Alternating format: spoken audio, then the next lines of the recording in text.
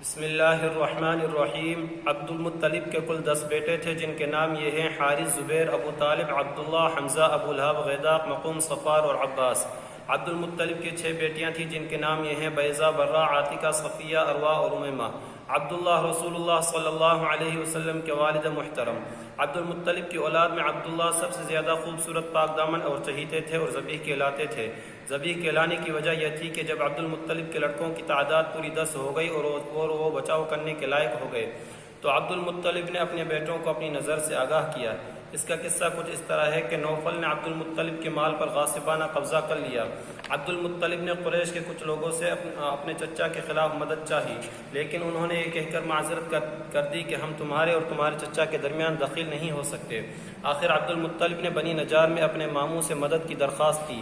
جواب میں ان کا ماموں ابو سعد بن عدی 80 سوار لے کر روانہ ہوا اور مکے کے قریب ابطح میں اترا۔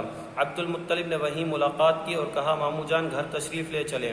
ابو سعد نے کہا: نہیں، خدا کی قسم، یہاں تک کہ نوفل سے مل لوں۔ اس کے بعد ابو سعد آگے بڑھا اور نوفل کے سر پر آ کھڑا ہوا۔ نوفل حتیم میں مشائخ قریش کے ہمراہ بیٹھا تھا۔ ابو سعد نے تلوار بے نیام کرتے ہوئے کہا: اس گھر کے رب کی قسم، اگر تم نے میرے بھانجے کی زمین واپس نہ کی تو یہ تلوار تمہارے اندر پیوست کر دوں گا۔ نوفل نے کہا: اچھا لو، میں نے واپس کر دی۔ اس پر ابو سعد نے مشائخ قریش کو گواہ بنایا۔ اس کے بعد عبد المطلب کے گھر گیا اور 3 روز قیام کر کے عمرہ کرنے کے بعد واپس مدینے چلا گیا۔ اس کے بعد عبد المطلب نے خواب دیکھا کہ انہیں زمزم کا کنواں کھودنے کا حکم دیا جا رہا ہے اور خواب میں بھی انہیں اس کی جگہ بھی بتائی جا رہی ہے۔ انہوں نے بیدار ہونے کے بعد کھدائی شروع کی۔ کھدائی کے دوران یہ واقعہ بھی پیش آیا کہ جب زمزم کا کنواں نمودار ہوا تو قریش نے عبد المطلب سے جھگڑا شروع کیا اور مطالبہ کیا کہ ہمیں بھی کھدائی میں شریک کر لو۔ عبد المطلب نے کہا: میں ایسا نہیں کر سکتا، میں اس کام کے لیے مخصوص کیا گیا ہوں۔ لیکن قریش کے لوگ باز نہ آئے، یہاں تک کہ فیصلے کے لیے بنو سعد کی ایک کاہنہ عورت کے پاس جانا طے ہوا۔ وہ لوگ مکے سے روانہ بھی ہو گئے، لیکن راستے میں اللہ تعالیٰ نے انہیں ایسی علامات دکھائیں کہ وہ سمجھ گئے کہ زمزم کا کام قدرت کی طرف سے عبد المطلب کے ساتھ مخصوص ہے، اس لیے راستے ہی سے پلٹ آئے۔ یہی موقع تھا جب عبد المطلب نے نظر مانی کہ اگر اللہ نے انہیں 10 لڑکے عطا کیے اور وہ سب کے سب اس عمر کو پہنچے کہ ان کا بچاؤ کر سکیں تو وہ ایک لڑکے کو کعبے کے پاس قربان کر دیں گے۔ تو سب بیٹوں کو اپنی نظر سے آگاہ کیا تو سب نے مان لی۔ اس کے بعد عبد المطلب نے قسمت کے تیروں پر ان سب کے نام لکھے اور حبل کے قیم کے حوالے کیا۔ قیم نے تیروں کو گردش دے کر قرآن نکالا تو عبداللہ کا نام نکلا۔ عبد المطلب نے عبداللہ کا ہاتھ پکڑا، چھری لی اور ذبح کرنے کے لیے خانہ کعبہ کے پاس لے گئے، لیکن قریش اور خصوصاً عبداللہ کے ننیھال اور عبداللہ کے بھائی ابو طالب آڑے آئے۔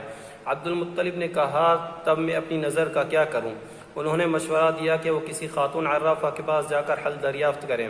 عبد المطلب ایک عرافہ کے پاس گئے۔ اس نے کہا: عبداللہ اور 10 اونٹوں کے درمیان قرآن دازی کریں، اگر عبداللہ کے نام قرآن نکلے تو مزید 10 اونٹ بڑھا دیں۔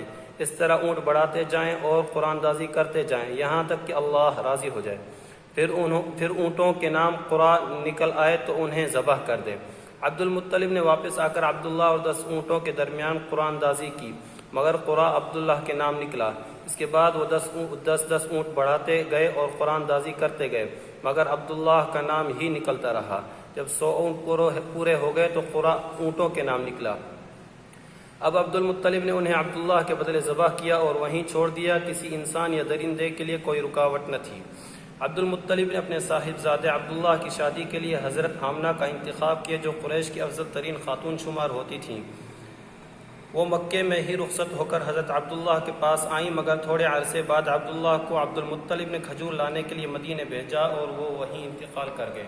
انتقال کے وقت ان کی عمر 25 برس تھی۔ ابھی رسول اللہ صلی اللہ علیہ وسلم پیدا نہیں ہوئے تھے۔ جب ان کی وفات کی خبر مکہ پہنچی تو حضرت آمنہ نہایت ہی غمزدہ ہوئی۔